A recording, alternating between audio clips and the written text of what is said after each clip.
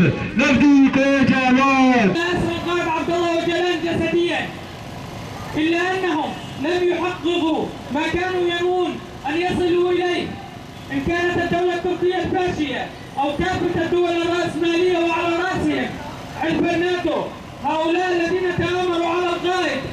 وإننا اليوم وفي مدينة منبج وباسم حركة الشبيبة الثورية السورية في منبج وريفها نعلن انضمامنا لحملة انصروا معركة الحرية، كما أننا ندعو كافة الشباب والشابات في منبج بشكل خاص وفي شمال وشرق سوريا بشكل عام للانضمام إلى حملة انصروا معركة الحرية، كون حملتنا وانتصارنا على الفاشية التركية وعلى المرتزقة وانتصار الجريلا على هؤلاء الخونة والمرتزقة ممن يقومون دائما بمحاولات ضربنا بهذا الفكر هو انتصار لكافة شعوب الشرق الأوسط. عاشت مقاومة الشعوب الحرة